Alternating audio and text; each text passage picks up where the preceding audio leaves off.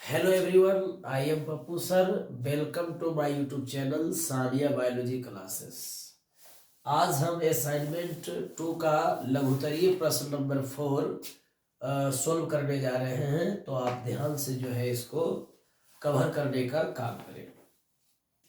तो question number 4 complete हो गया था पिछले क्लास में। तो आज नेक्स्ट हम क्वेश्चन नंबर 5 डील करने जा रहे हैं, जिसका नाम है ओनिसेक फल। ओनिसेक फल क्या है, ये क्वेश्चन है। तो इसका आंसर हो जाता है कि वह फल, इसका आंसर हो जाता है अंडाशय से बिना निषेचन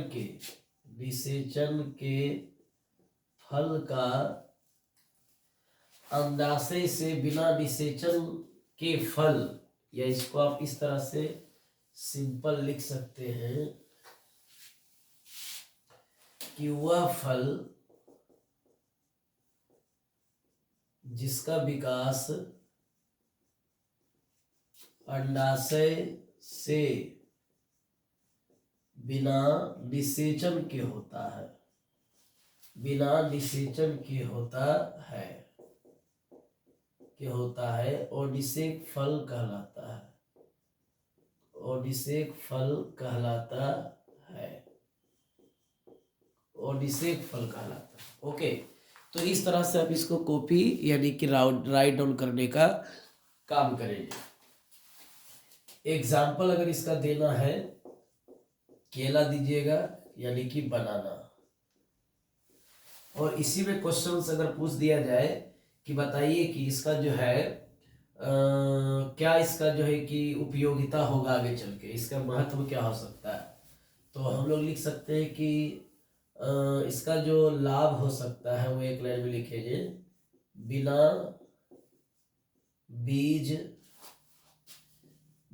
बीज वाले पौधे का उत्पादन। एक लाइन में हम इसको नोट कर सकते हैं। ठीक है, ओके। क्वेश्चन नंबर 6 देखेंगे कि टेपिटल बहुभ्रूणता क्या है। बहुभ्रूणता क्या है? बहुभ्रूणता जिसको आप लोग अंग्रेजी में पॉलीइम्ब्रायोडी कहते हैं। बहु बने एक से ज्यादा, भ्रूणता बने भ्रूण। जब एक बीज में एक से ज्यादा भ्रूण बने तो इसी प्रोसेस को कहा गया, इसी घटना को कहा गया है बहुभ्रूणता। लिखेंगे परिभाषा कि वह घटना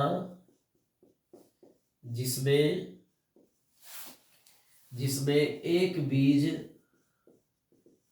के अंदर एक से अधिक भ्रूण का निर्माण होता है बहुभ्रूणता कहलाता है। इसका एग्जाम्पल हम देंगे साइट्रस पादप। साइट्रस प्लांट में जैसे कि लेमन आ जाता है, नींबू आ गया, ऑरेंज आ गया, ये सभी जो है साइट्रस प्लांट आता है, जिसमें साइट्रिक एसिड पाए जाते हैं। अब कहा जाता है कि इसके जो आविष्कारक हैं, वो आविष्कारक का नाम है ल्यूवेनहुक। तो जिस तरह से हम यहाँ बता रहे हैं उसी तरह से आपको लिखना है, सिंपल लैंग्वेज में, पूरा बढ़िया से ध्यान दे के लिखना है। ओके। तो आविष्कारक कौन है इसके? ल्यूवेनहुक है। उसके बाद जो है, यानी इसका जो आविष्कार है, डिस्कवरी जो है, खोज किया गया है। खोज यहाँ पर लिखिएगा तो ज्यादा बढ़िया रहेगा, खोज किया गया ल्यूवेनहुक के द्वारा। ल्यूवेनहुक ने किसमें खोजा था? तो ऑरेंज में किया था खोज। किसमें किया था? ऑरेंज में। ओके, चलिए अब इसका जो है, कहते हैं कि ये जो है साइट्रस प्लांट में पाया जाता है, एक से ज्यादा भ्रूण पाए जाते हैं।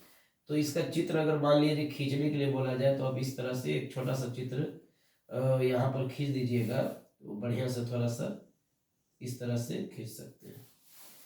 तो यहाँ पर थोड़ा सा इसका भ्रूण हम दिखा देंगे, बहुत सारा एम्ब्रियो बना करके, है ना, इस तरह से एम्ब्रियो थोड़ा सा बना करके दिखा देंगे। इस तरह से बना करके दिखा दें।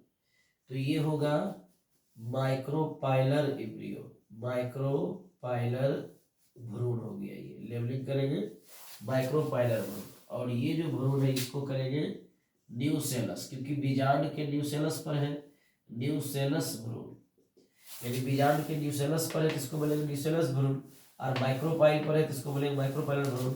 अब कहा जाता है कि इसके जो, अब कहा जाता है कि यहाँ पर जो है, यहाँ पर भ्रूण जो बनेंगे इसमें सटा हुआ जो रहेगा उसको हम लोग बोलेंगे अध्यावरण भ्रूण, यानी इंटेगुमेंट्री भ्रूण, अध्यावरण भ्रूण इसको हम लोग कहेंगे। ठीक है, ओके। तो इस तरह से आप डायग्राम इसको दिखा सकते हैं, और चित्र का नाम आप दे सकते हैं शोइंग पोलीइम्ब्रायोनी, पोलीइम्ब्रायोनी, बस एक लाइन में इस तरह से हम दिखा सकते। ठीक है, तो कॉपी राइट डाउन कर लीजिए। फिर नेक्स्ट क्वेश्चन हम लोग देखते हैं ध्यान से। चलिए, तो नेक्स्ट क्वेश्चन हम लोग डील करते हैं, क्वेश्चन नंबर 7।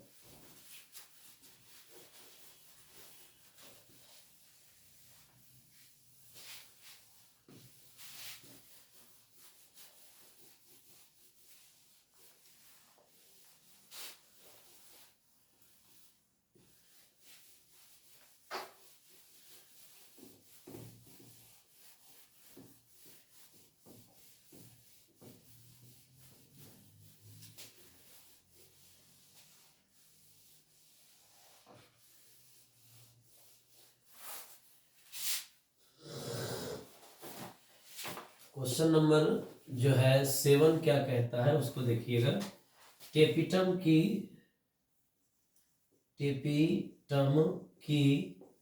भूमिका बताएं, भूमिका बताएं। आपको पता होनी चाहिए कि टेपिटम शब्द जैसे ही अगर मान लीजिए कहीं लिखल है तो परागकण दिमाग में पहले आना चाहिए, एकदम परागकण, है ना, परागकण पहले ही दिमाग में आना चाहिए, है ना। और ये सारे वर्ड परागकण से ही संबंधित होता है टेपिटम, है ना। चलिए, तो यहाँ पर पहले एक इंट्रो लिखेंगे कि यह एक पोषण उत्तक है, पोषण उत्तक है जो विकसित हो रहे परागकण को पोषण देता है, पोषण प्रदान करता है, यानी कि provide nourishment to developing embryo, यानी बोला जा रहा है कि provide nourishment for developing embryo, यानी कि यह एक पोषण उत्तक है, एक न्यूट्रिटिव टिश्यू है जो विकसित हो रहे परागकण को क्या करता है, पोषण देने का काम करता है। यानी कि फिर से ध्यान दें, विकसित हो रहे का मतलब हुआ जो परागकण डेवलप करेगा उसी को दे सकेगा कौन, न्यूट्रिशन प्रोवाइड करेगा कौन, टेपिटम। तो टेपिटम होता कहाँ है, तो पीएमसी, आप देखे होंगे डायग्राम भी आपको क्लास में बताया गया था कि ये जो है ये इस तरह से जो है कि पाया जाता है, इस तरह से लेयर होता है टेपिटम का, इस तरह से ये लेयर है टेपिटम का, ठीक है ना। टेपिटम का ये जो है कि लेयर होता है, और ये जो लेयर होता है टेपिटम का, आप इसको देखे होंगे इस तरह से बनाया गया होगा, है ना। और अंदर में जो है ऐसे करके ये सभी क्या होते हैं, कोशिका पाए जाते हैं, इस तरह से सभी कोशिका पाए जाते हैं। इसको पीएमसी कहते हैं, पोरियल मदर सेल। अब बाहर वाले को कहते हैं टेपिटम। तो टेपिटम क्या करता है कि पीएमसी को न्यूट्रिशन सप्लाई करता है, पोरियल मदर सेल को न्यूट्रिशन देता है, तब जाकर के ये परागकण बनने के लिए क्या करता है, परागकण का निर्माण होता है। ओके, चलिए, तो ये क्वेश्चन सब देख लिए, डायग्राम आपको नहीं डील करना है, ये केवल आपको एक्सप्लेन करने के लिए बताया है। चलिए, तो क्वेश्चन नंबर 8 क्या कहता है वो देखिए। असंग जनन क्या है, असंग जनन क्या है, इसके महत्व बताएं, इसके महत्व बताएं। चलिए, बहुत अच्छा क्वेश्चन है। असंग जनन को हम लोग एपोमिक्सिस कहते हैं अंग्रेजी में, आपको ध्यान होनी चाहिए। एपो का मतलब होता है विदाउट, एपो का मतलब विदाउट होता है, और मिक्सिक का मतलब होता है मिक्सिंग, क्या होता है, मिक्सिंग, यानी बिना मिश्रण, मिश्रण में बिना मिले हुए आप किसी चीज को बना सकते हैं। जैसे आंसर इसका देखिएगा, सिंपल है कि बिना निषेचन के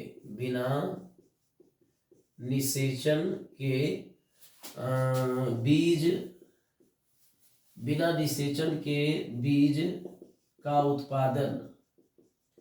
उत्पादन असंग जनन कहलाता है। असंग जनन कहलाता है।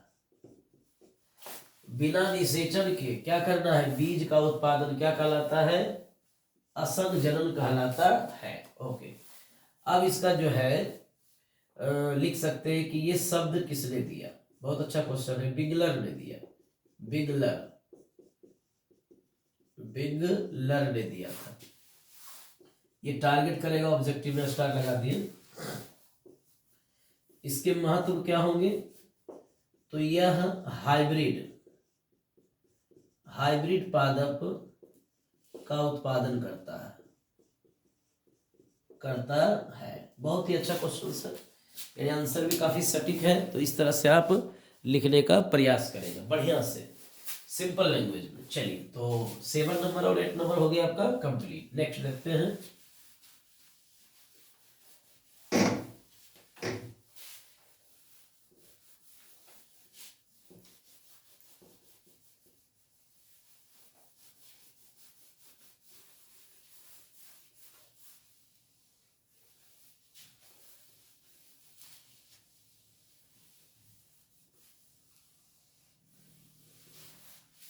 चलिए, तो अब हम नेक्स्ट डील करेंगे जिसका नाम हो जाएगा क्वेश्चन नंबर 9। ठीक है, ओके।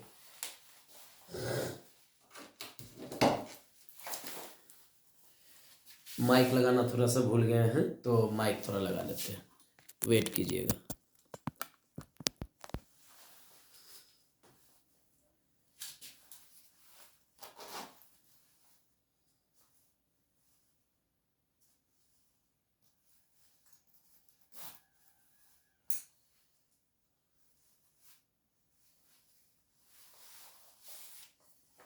ठीक है, ओके। अब राइट है, अब सारा चीज ठीक से होगा, तो ध्यान से अब इसको देखिएगा। क्वेश्चन नंबर 9 जो है आप लोगों को ये कह रहा है कि क्वेश्चन नंबर 9 कहता है कि फीमेल गेमिटोफाइट के मोनोस्पोरिक विकास से आप क्या समझते हैं।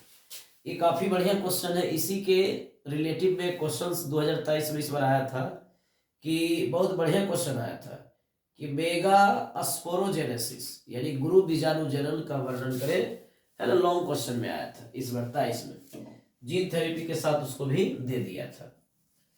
तो हमें ध्यान देना है बहुत ही ज्यादा अच्छी तरह से कि क्वेश्चन इस बार 24 में जितने भी आपको बताया जा रहा है एक भी छूटे नहीं, क्योंकि ये सब तो आएगा ही, तो आपसे कोई छूटे नहीं। इस तरह से तैयारी बहुत ज्यादा बढ़िया से करना है और ध्यान से करना है। हर एक चीज को आसान भाषा में ही लिखना है, बड़ा करके नहीं लिखना है, ढेर ज्यादा। चलिए, तो हम लोग क्वेश्चन देखते हैं कि मादा युग्मोद्भिद के मोनोस्पोरिक विकास से आप क्या समझते हैं। तो इसका आंसर हमारे सामने यही मिलेगा आपको देखने को, काफी हल्का है। पता होगा कि आपको पढ़ाया गया था गुरु जनन, यानी गुरु बीजाणु जनन आपको बताया गया होगा। गुरु बीजाणु जनन अगर नहीं आप जानिएगा तो मादा युग्मक का विकास कैसे होता है ये आपको समझ में नहीं आएगा। तो पहले गुरु बीजाणु को आप लोग अंग्रेजी में बोलते हैं मेगास्पोरोजेनेसिस। ये होता क्या है, तो देखिएगा ड्यूसेलस पर क्या होता है कि ड्यूसेलस आपको बताया गया था। ये क्वेश्चन हालांकि पूछ दिया गया तो हमें यहाँ चर्चा नहीं करना, फिर भी देख लीजिए कि ये ड्यूसेलस का सेल्स था। इस तरह से बाहर से आपको देखते होंगे इस तरह से, है ना। तो यहाँ पर सिंगल जो सेल था ये मियोसिस करता था। मियोसिस कर करके कितना सेल बनाता था, 4 गो बनाता था। ओके, 4 गो में से 3 क्या होता था, डीजेनरेट, यानी 3 जो होता था नष्ट हो जाता था। एक हो जाता था क्रियात्मक, एगो क्या बचता था, क्रियात्मक वायु। यही सिंगल, यही जो है, यही मेगास्पोर क्या करता है, यही मेगास्पोर क्या करता है, बनाता है मादा युग्मक। तो एगो से मादा युग्मक बनना ही कहलाएगा मोनोस्पोरिक विकास। मोनो बने एक, स्पोरिक बने मेगास्पोर। ओके ओके, चलिए ठीक है। तो हम लोग इसका आंसर झटके में तुरंत लिख लेते हैं, बिना समय किल किए हुए ही।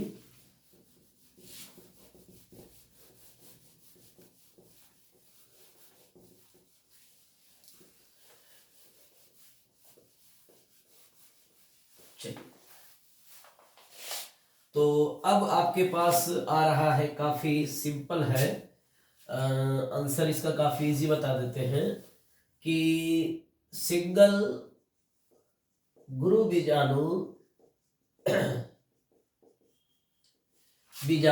से मादा युग्मक, यानी कि इम्ब्रायो सेक जिसको आप लोग कहते हैं अंग्रेजी में, मादा युग्मक का विकास मोनोस्पोरिक विकास कहलाता है। ये काफी सिंपल है। अब इसकी प्रक्रिया आप लिखिए कैसे ये बनता है, थोड़ा सा प्रक्रिया भी जोड़ दीजिए तो लॉग में भी काम आ जाएगा, डायग्राम वगैरह डील कर देंगे तो साथ में ही।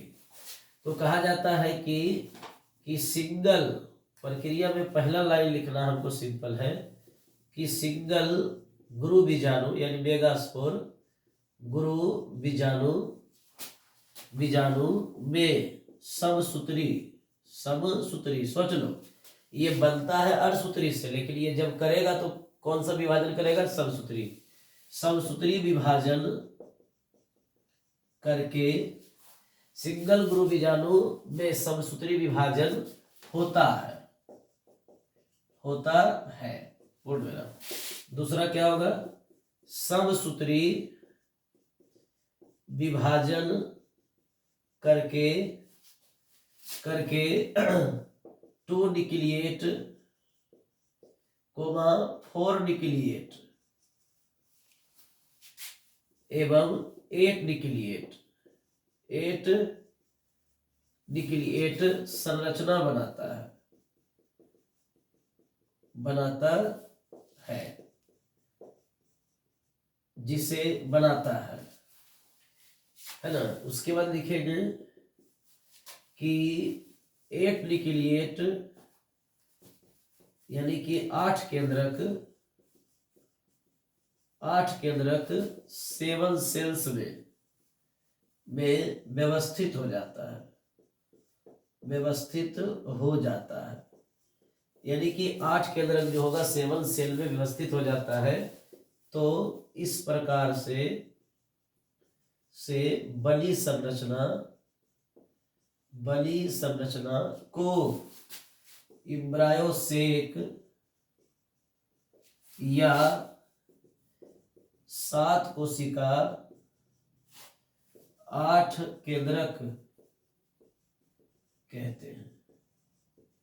ठीक है, तो इस तरह से इसको एक बार रिपीट कर देंगे तो आपको ज्यादा समझ में आ जाएगा कि मादा युग्मोद्भेद यानी मादा युग्मक के मोनोस्पोरिक विकास से आप क्या समझते हैं। तो सवाल जैसे पूछेगा तो आपका आंसर झलक जाएगा तुरंत, इसके हेडिंग में ही आंसर रहेगा, ज्यादा चीज नहीं सोचना, इसके हेडिंग में ही आंसर है। जैसे ही पूछ रहा कि मोनोस्पोरिक विकास क्या, तो सीधा दिमाग लगाना है मोनो बने सिंगल, स्पोरिक बने गुरु बीजाणु यानी कि दीर्घ बीजाणु। तो दीर्घ बीजाणु, एक दीर्घ बीजाणु से, मोनो बने एक दीर्घ बीजाणु से मादा युग्मक का निर्माण कहलाता है मोनोस्पोरिक विकास। ओके, मादा युग्मक को हम लोग इम्ब्रायोसेक भी कहते हैं, यानी भ्रूण कोष भी कहा जाता है। कहते इसकी प्रक्रिया क्या है, कैसे बनता है। तो सिंगल गुरु बीजाणु में समसूत्री विभाजन होता है, सबसे बड़ी बात है।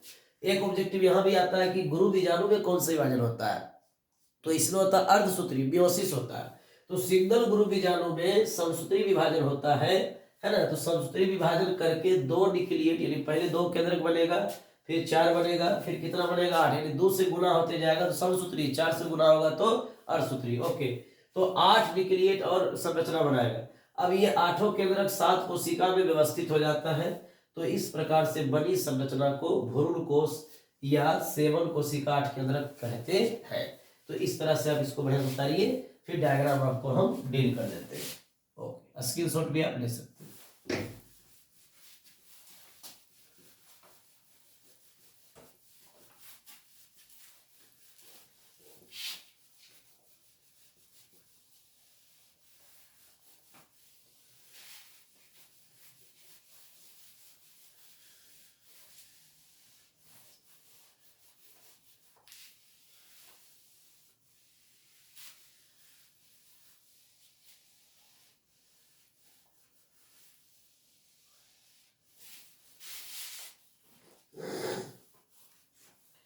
क्वेश्चन नंबर 11 क्या कहता है कि इमेस्कुलेशन एवं बैगिंग टेक्निक, इमेस्कुलेशन एवं बैगिंग तकनीक क्या है, ये क्वेश्चन पूछना जा रहा है। बैगिंग को हम लोग बोरा वस्त्र तकनीक भी कहते हैं, एक हिंदी ये भी आप ध्यान में रखिएगा। इसका आंसर जब भी लिखेंगे तो दोनों को अलग अलग करके लिखेंगे। इमेस्कुलेशन को अलग हेडिंग बनाइए, लिखने का तरीका जो है। उसके बाद यहां से लिखेंगे कि द्विलिंगी पुष्प में द्विलिंगी पुष्प से एंथर को अपरिपक्व, यानी जब वो मैच्योर नहीं कर जाए पोलिनेशन के लिए, परागण के लिए, द्विलिंगी पुष्प से एंथर को परिपक्व अवस्था में काट कर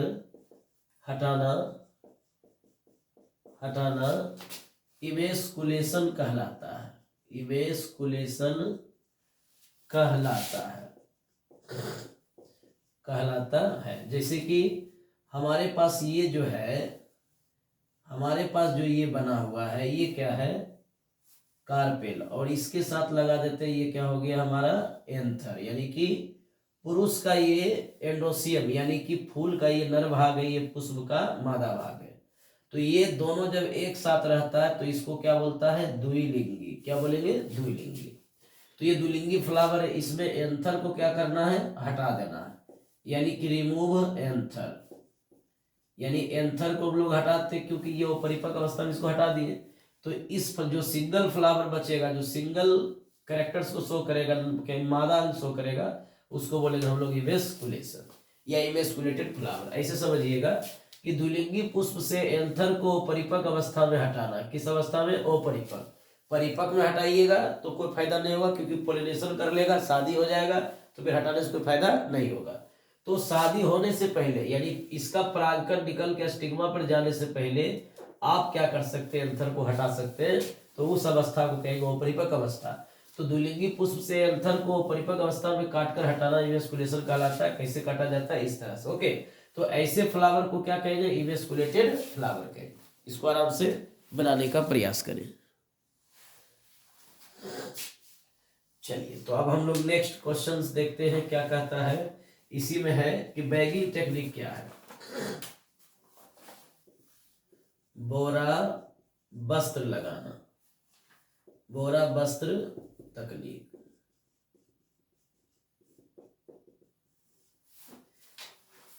कहते हैं कि वह तकनीक जिसमें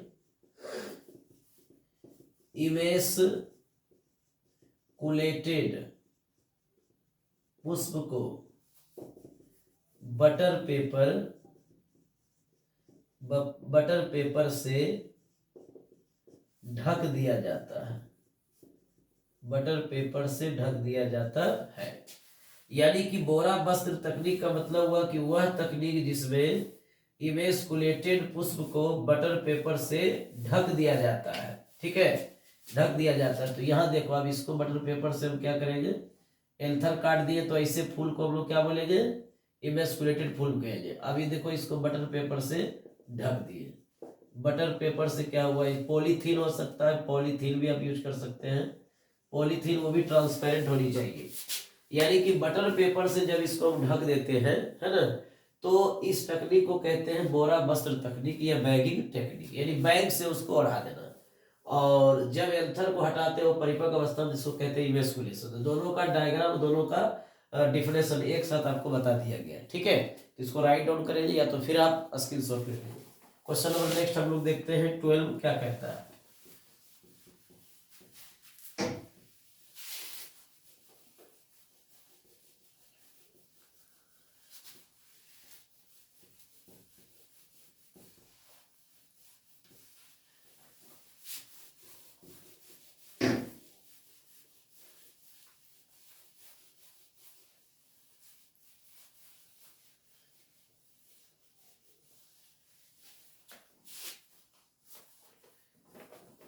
तो हम लोग आप देखें क्वेश्चन नंबर 12 कहता है कि पराग कण का चित्र खींचे।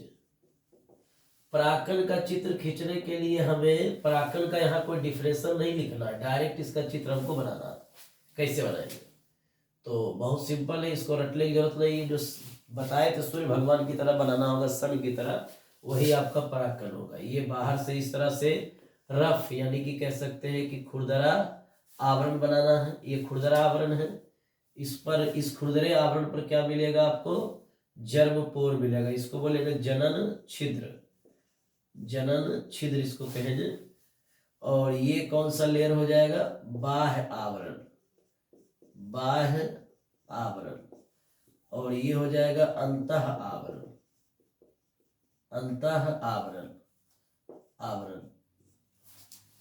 आपको बताए थे कि बाह्य आवरण जो होता है ये बना होता है किसका? स्पोरोपोलिनिन का। ब्रैकेट में आप लिख सकते हैं स्पोरोपोलिनिन। इतना हार्ड होता है कि कोई भी एंजाइम इसको डिग्रेड नहीं कर सकता। Does not degraded by any enzyme, that is sporopollenin. Sporopollenin एक हार्ड केमिकल्स होता है जो बाह्य आवरण पर पाया जाता है। इसके कारण से परागकण को बहुत ज्यादा मजबूती और बहुत ज्यादा जो है कि कह सकते हैं मैकेनिकल सपोर्ट भी मिलता है। ओके, अब अंतः मेम्ब्रेन पर क्या होता है? पेक्टिन होता है। और क्या होता है? काइटिन। पेक्टिन एवं काइटिन होते हैं। यानी यहाँ पर जो है कि नॉर्मल रहता है, कोई दिक्कत इसमें नहीं। अब सिंपली इसका केमिकल नेम आप नहीं भी लिख सकते चलेगा, केवल स्पोरोपोलिन आप ब्रैकेट में लिख दीजिए, काम चल जाएगा। अब कहते हैं ये मुलायम होता है और ये क्या रहता है? खुरदरा। आप देख सकते हैं खुरदरा है। इसके बीच में ये केंद्रक होता है, ये बड़ा साइज का होता है। ये केंद्रक होता है जो कि बहुत बड़ा साइज का होता है। और इसके अंदर में जो कोशिका द्रव होते हैं इस तरह से, इसके अंदर में जो कोशिका द्रव होते हैं, इसको पेंसिल से डार्क कर दीजिएगा, है ना। ये घना कोशिका द्रव होते हैं, बहुत ज्यादा कोशिका द्रव जो होते हैं इसमें घना कोशिका द्रव होते हैं। ठीक है, तो परागकण का चित्र हो गया। और फिगर का नाम जब लिखिएगा तो अब लिखिएगा परागकण का चित्र। काफी सिंपल से इस तरह से, कोई दिक्कत इसमें नहीं। तो आपका परागकण का चित्र यानी कि कह सकते हैं क्वेश्चन नंबर ज्यादा लेवलिंग नहीं किए आपको, सिंपलरली। अब हम लोग क्या करेंगे, नेक्स्ट क्वेश्चन नंबर आप क्या करेंगे, लॉन्ग क्वेश्चन देखेंगे। आप जितने भी लॉन्ग क्वेश्चंस होंगे चैप्टर 2 के असाइनमेंट से जो इंपॉर्टेंट होंगे इस बार 2024 के लिए, वही हम आपके सामने लेकर आएंगे। सभी क्वेश्चंस डील नहीं होगा, क्योंकि आपके लिए टारगेट करना है कि एग्जाम के पर्पज से सारा चीज होगा। और क्लास में जो रिवीजन हो रहा है उससे भी आपको डबल फायदा मिलेगा। कह सकते हैं कि ब्रह्मास्त्र की तरह आपको जो है कि परीक्षा पर काम करेगा कि इसका जितना भी आप अस्त्र जमा कर रहे हैं वो सारे अस्त्र यानी जितने भी नॉलेज आप ले रहे हैं, जितने भी रिवीजन होगा, जितने भी क्लास आप अटेंड करते हैं यूट्यूब पर, वो सभी क्या होंगे कि ब्रह्मास्त्र की तरह वर्क करेगा 1 फरवरी को। और बहुत जल्द ही हम कहेंगे कि आप लोगों के लिए वो दिन दूर नहीं रहेगा कि बहुत ज़्यादा अच्छा मार्क से आप जो है कि अव्वल नंबर से आप पास होइएगा। ओके, तो हम आप लोग लॉन्ग क्वेश्चन देखना चाहेंगे तो इसको आप कॉपी डाउन कर लीजिए। चलिए, तो इसके जो लॉन्ग क्वेश्चन जो इम्पोर्टेंट है उसको देखा जाएगा।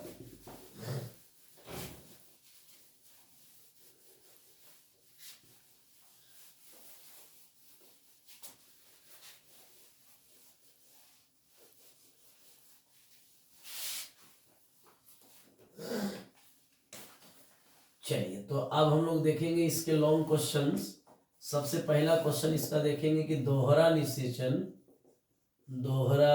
निषेचन क्या है। उसके बाद देखेंगे कि इसका महत्व क्या होता है, महत्व लिखे, महत्व भी इसका लिखना होगा। तो लॉन्ग क्वेश्चन है तो जितना आपको बताया जा रहा है उतना ही लाइन में आप लिखेंगे और ज़्यादा दिमाग नहीं लगाएंगे, क्योंकि एग्जाम में केयरफुली उसी वर्ड को यूज कीजिए जो ज़्यादा आपके मार्क्स को स्कोरिंग करेगा, बहुत ज़्यादा हाई रैंक आ सकता है। तो देखिएगा, पहले नंबर तो जानना है कि दोहरा निषेचन क्या है। तो हम कहेंगे कि सिंगेमी एवं ट्रिपल फ्यूजन एक साथ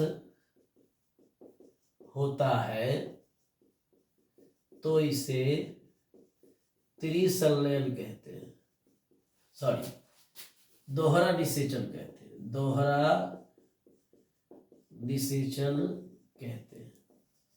यानी कि अगर किसी भी प्लांट के कहाँ पर मादा युग्मक में यानी ब्रायोसेक में सिंगेमी और ट्रिपल फ्यूजन दोनों एक ही साथ होगा तो इसको हम लोग दोहरा निषेचन कहेंगे। ठीक है, अब इसका जो एक डिस्कवरी आप लिखिएगा, तो इसका जो डिस्कवरी है वो एसजी लवास्चिन, एक साइंटिस्ट का नाम है एसजी लवास्चिन, है ना। स्ट्रासबर्गर केवल पौधे में निषेचन को बताया था, वो भी एंजियोस्पर्मिक प्लांट में, लेकिन एसजी लवास्चिन एंजियोस्पर्मिक प्लांट में यानी आवृतबीजी पौधे में किसके बारे में बताया था? तो दोहरा निषेचन के बारे में आविष्कार किया था। किस पौधे में?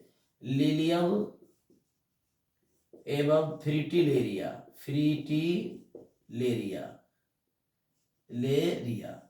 लिलियम एवं फ्रिटिलेरिया, ये जो प्लांट है इसी दोनों पौधे में किसका आविष्कार हुआ था? लिलियम एवं फ्रिटिलेरिया पौधे में एसजी लवास्चिन नामक वैज्ञानिक के द्वारा आविष्कार किया गया था। सिंगेमी और ट्रिपल फ्यूजन को एक साथ देखा, इसलिए इसको कहते हैं दोहरा निषेचन के पिता कौन होंगे? तो एसजी लवास्चिन होंगे। अब कहा जाता है कि इसकी प्रक्रिया क्या है, यानी कैसे होता है। तो सिंपल सी टर्म है कि पहले सिंगेमी डील करेंगे, फिर ट्रिपल फ्यूजन, उसके बाद हम सारा चीज कवर करते चले जाएंगे। कहते हैं इसके प्रक्रिया में सबसे पहला देखना है कि एक नर युग्मक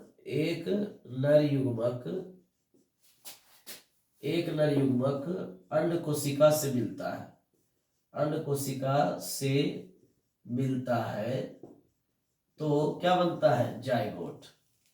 तो जाइगोट बनता है। दूसरा पॉइंट लिखेंगे, जाइगोट से क्या बनते हैं? भ्रूण बनता है। क्या बनता है? भ्रूण बनता है। अब तीसरा पॉइंट लिखेंगे कि दूसरा नर युग्मक, क्योंकि नर युग्मक दो होते प्लांट में, आपको बताया गया था कि परागकण के भीतर दो नर युग्मक बनता है। और क्यों बनता है? क्योंकि उसमें फिर से ये सबस्त्री विभाजन होता है, माइटोसिस डिवीजन होता है। कहां पर? जनरेटिव सेल में। अब कहते हैं दूसरा नर युग्मक द्वितीय केंद्रक से मिलता है तो इसे त्रिसंलयन कहते हैं। ठीक है, अब चौथा जो लाइन है इसका हम ये लिखेंगे कि त्रिसंलयन इसको कहते हैं। अब चौथा लाइन पर आपको ध्यान से देखना होगा कि क्या होता है। ठीक है, चौथा लाइन लिखना है कि त्रिसंलयन के दौरान पेन बनते हैं, पेक बनते हैं। क्या बनते हैं? पेन। क्या बनते हैं? पेन बनते हैं जो बाद में भ्रूण पोष जिसको बोलते हैं इंडोस्पर्म बनाता है। बस इस तरह से आप कॉपी डाउन कीजिए, राउंड डाउन कीजिए, और भी इसके प्रोसेस से अभी हम जस्ट इसको लिखेंगे। इतना बढ़िया सब इसको आराम से स्क्रीनशॉट ले लीजिए। चलिए, तो नेक्स्ट जो प्रोसेस है, फिफ्थ स्टेप जो हम लोग देखेंगे वो क्या होगा, उस पर ध्यान दीजिएगा।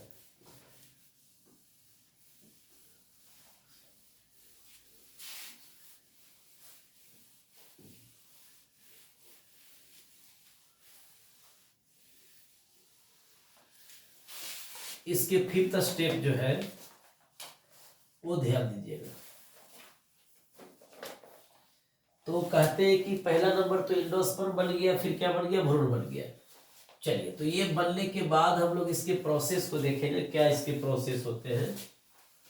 तो ये हमारे पास जो है एक द्वितीय यानी मादा युग्मक है। ये हमारे पास क्या है, मादा युग्मक है, ठीक है, ओके।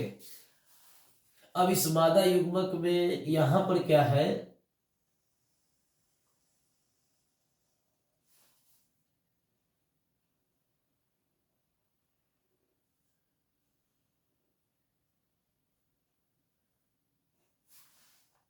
यहां पर जो है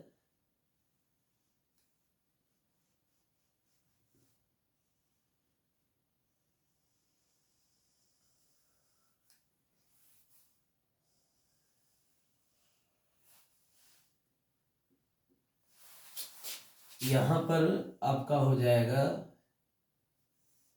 द्वितीय केंद्रक, द्वितीय केंद्रक, और ये हो जाएगा एंटीपोडल,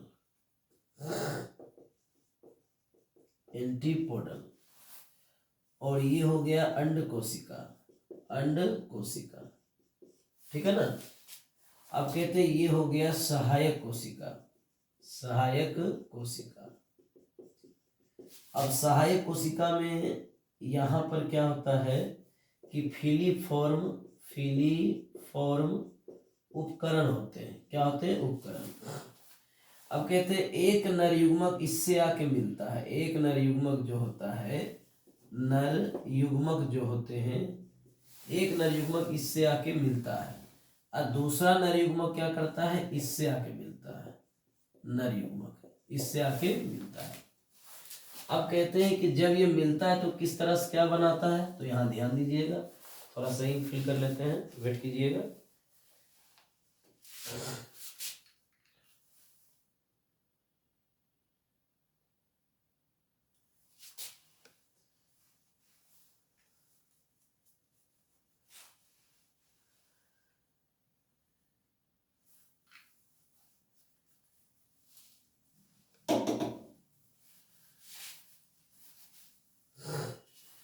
अब कहते हैं कि इस तरह से हमको क्या करना है, फिल करना है ना।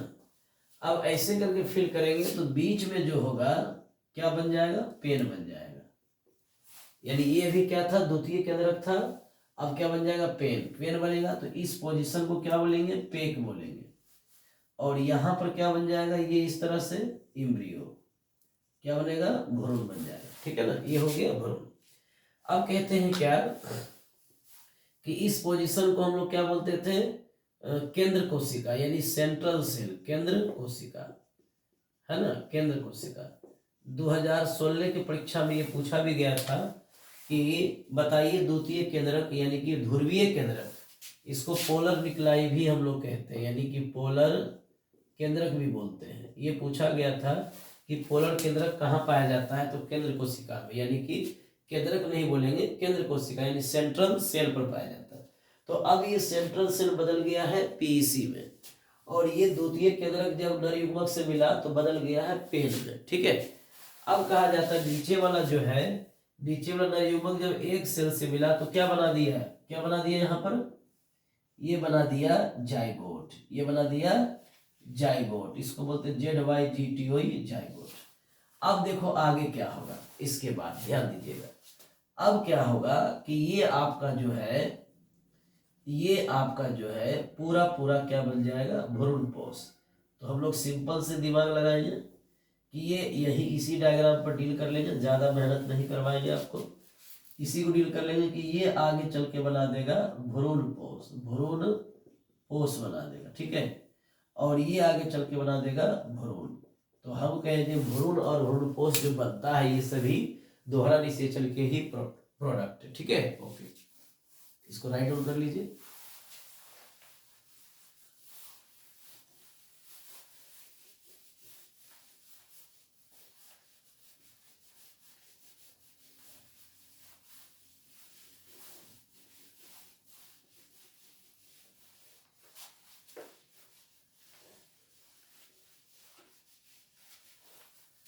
अब इसका महत्व आपको लिखना है, तो महत्व में लिखिएगा कि यह फल का उत्पादन करता है, करता है। दूसरा लिखिएगा इसके द्वारा भ्रूण बनते हैं, भ्रूण बनते हैं। तीसरा लिखिएगा इसके द्वारा बीज बनते हैं। चौथा लिखिएगा इसके द्वारा भ्रूण पोष बनते हैं, भ्रूण पोष बनते हैं। तो इस तरह से आपको ध्यान देना, एक एक करके ध्यान देना, ठीक है।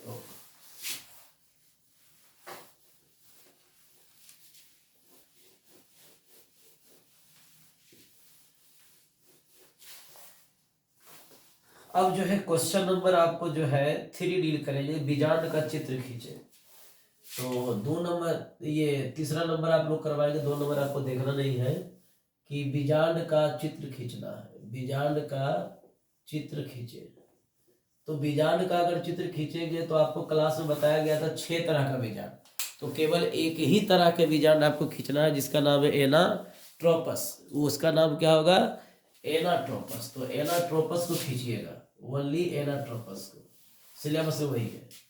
अब कहते हैं ये हो गया आपका जो है नर युग्मक, सॉरी मादा युग्मक हो गया भ्रूणपोष, और इसके बाहर में इंटेगुमेंट है, ठीक है, ओके, ये इंटेगुमेंट हो गया इस तरह से।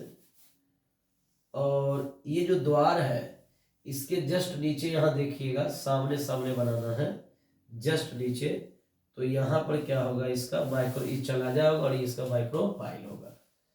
तो ध्यान से ही बनाने का काम करना है और ध्यान से ही इसको बनाना है, रटने की आवश्यकता नहीं है।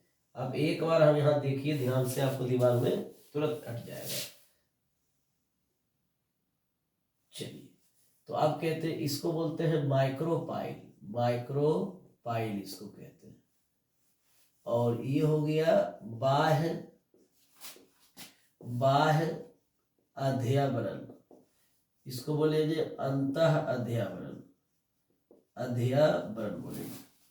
अब यहाँ पर जो होता है, ये जो भाग पूरा देख रहे हैं जहाँ पेरेन्काइमा कोशिका होता है, इसको कहते हैं न्यूसेलस। आप पेरेन्काइमा नहीं बनाइए, बनाने की आवश्यकता नहीं, ऐसे ही आपको ध्यान में रहेगा। और इस जगह को, इस गड्ढा को बोलते हैं हम लोग, इस गड्ढा को बोलते हैं हम लोग, एक होता है हाइलम, एक होता है फ्यूडिकिल। तो इस जगह गड्ढा क्या बोलते हैं? हाइलम बोलते हैं, हाइलम। और ये जो है, ये जो डंटी, इसको बोलते हैं फ्यूडिकिल, फ्यूडिकल इसको कहा जाता है, ओके। अब कहा जाता है ये जो हिस्सा, इसको कहते हैं हम लोग चलाजा। कहता है कि सबसे नीचे वाला जो छिद्र होता है उसको चलाजा कहते हैं, ऊपर वाले बोलते हैं माइक्रोपाइल। ये सभी रास्ता है जिसके द्वारा पराग नली अंदर घुसता है नर युग्मक को छोड़ने के लिए। तो यहाँ पर जो आपका बना हुआ है, ये वाला जो है, ये एक सेल है, ये क्या है? एक सेल है। और ये बीच में जो है, ये क्या बना हुआ है? द्वितीय केंद्रक। और नीचे जो आपको दिख रहा है, ये क्या तीनों एक ही साथ क्या है? ये आपका एंटीपोडल, कोई दिक्कत इसमें नहीं है। तो ये पूरा शरीर क्या है? मादा युग्मक, मादा युग्मक, जिसको हम लोग भ्रूण कोष भी कहते हैं। क्या बोलते हैं? भ्रूण कोष भी कहते हैं, ठीक है, ओके। तो यही चित्र है जो आपको बनाना है, जिसमें हाइलम है, फ्यूडिकिल है, एक और मिस हो गया, वो भी आप बना दीजिएगा इस तरह से। इसको हम लोग बोलते हैं भास्कुलर स्ट्रेंड या रेफी। क्या बोलते हैं इसको? रेफी बोलते हैं, ठीक है, ओके। और चित्र का नाम आप दे दीजिएगा फिगर में, सोइन इन्वर्टेड ओव्यूल, या इसको एनाट्रोपस लिखेंगे तो ज्यादा अच्छा रहेगा, एनाट्रोपस ओव्यूल। एनाट्रोपस ओव्यूल आवृतबीजी का सबसे बेस्ट और कॉमन एग्जांपल है। इस पर पूरा ध्यान आपको देना होगा। केंद्रक थोड़ा बड़ा बड़ा आप दीजिएगा कि समझ में आए जांचने वाले को आप क्या बनाए हैं या नहीं बनाए, ठीक है। तो नेक्स्ट हम डील करने का प्रयास करेंगे। चलिए, क्वेश्चन नंबर जो है कि ये 3 आपका हो गया, ओव्यूल का चित्र खींचना। 4 नंबर में बीज क्या है? बीज के संरचना और निर्माण बताएं। काफी सिंपल है, इसको डील कर देते हैं, ठीक है। चलिए, तो ये क्वेश्चन नंबर आपका है 4 है, लॉन्ग क्वेश्चन।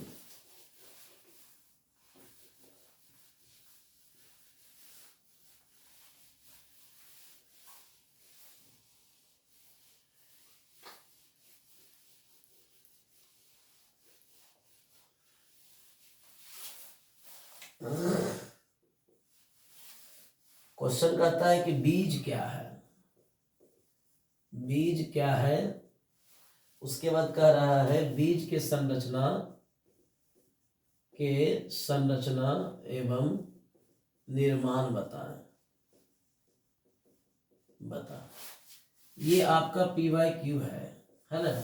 2012 या 13 के आसपास ये क्वेश्चन आया था कि बीज क्या है, बीज के संरचना एवं निर्माण बताएं। इसको जो है कि ये PYQ प्रीवियस ईयर क्वेश्चन है। तो यहाँ पर देखेंगे कि सबसे पहले नंबर बीज के बारे में पढ़ो। बीज क्या है तो कहेंगे कि निषेचित बीजांड, एक लाइन में, निषेचित बीजांड को बीज कहते हैं, बीज कहते हैं। उसके बाद बीज का अध्ययन लिखेंगे। बीज का अध्ययन क्या कहलाता है? स्पर्मियोलॉजी, स्पर्मियोलॉजी को कहते हैं बीज का अध्ययन। ठीक है, ओके। आप अंग्रेजी यूज कर सकते हैं, नहीं तो हिंदी में भी लिखेंगे तो कोई शक नहीं होगा। स्पर्मियोलॉजी। अब देखना इसका संरचना, ये कैसा होता है। प्रकार नहीं लिखना है, मोनोकोट डाइकोट, केवल संरचना। तो संरचना से पहले निर्माण होगा, क्योंकि बनेगा पहले तब तो उसका संरचना दिखाई देगा आपको। तो निर्माण आप लिखिएगा तो कहिएगा कि यह दोहरा निषेचन के बाद बनता है। ये बढ़िया वर्ड है, बनता है, जिसमें बीजांड का अध्यावरण बीज आवरण बनाता है। बीज आवरण टेस्टा एवं टेगमेन में बट जाता है, ओके। उसके बाद लिखिएगा बट जाता है, ठीक है ना, ओके। उसके बाद लिखिएगा कि दोहरा निषेचन के बाद ही बीज बनता है। अब बीज का जो आवरण होता है, वो बीज का आवरण बनता है किससे? अध्यावरण से बनता है। जो मुख्य पॉइंट होते हैं उसको हाईलाइट कर देने से या पेंसिल से अंडरलाइन करने से एग्जाम में स्कोरिंग करता है, नंबर चेक करने में सुविधा होती है। तो बीज आवरण टेस्टा और क्या होते हैं? टेगमेन में बटा रहता है, बट जाता है, सॉरी बट जाता है, तो बटा रहता है, यहाँ वर्ड नहीं लिखेंगे, बट जाता है। तो ऐसे करके आप नोट करेंगे, ठीक है। अब इसका जो है कि संरचना की बात करेंगे तो संरचना दे सकते हैं। तो बीज आवरण हो, पहला नंबर इसका क्या हो जाएगा? बीज आवरण, बीज आवरण। उसके बाद हो जाएगा बीज पत्र, बीज ये भ्रूण हो जाएगा, क्या हो जाएगा? भ्रूण हो जाएगा। तो बीज आवरण के बारे में लिखेंगे तो लिखेंगे कि यह सबसे बाहर होता है, यह ऐसे लिखेंगे कि यह बीज को ढकता है, जो टेस्टा एवं टेगमेन में बटा रहता है, जो टेस्टा एवं टेगमेन में बटा रहता है। भ्रूण में लिखेंगे कि यह बीज पत्र एवं भ्रूणीय अक्ष के रूप में होता है, ठीक है। बीज पत्र होते हैं जो खाने योग्य रहेगा इसका, और भ्रूणीय अक्ष जो होंगे इपिकोटाइल, बेजोकोटाइल और हाइपोकोटाइल होगा, ठीक है। इतना लिख करके आपको एक लेख खाली डायग्राम बना देना है लॉन्ग क्वेश्चन वाला, उसको आप केवल डील कीजिएगा, ठीक है, ओके। नोट कर लीजिए।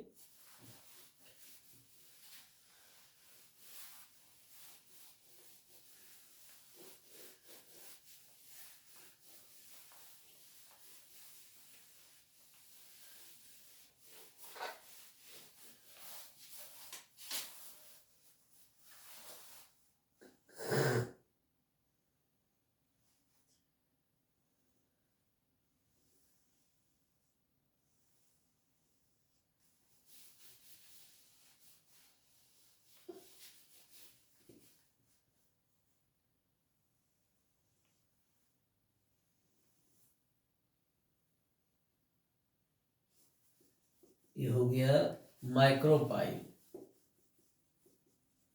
माइक्रोपाइल।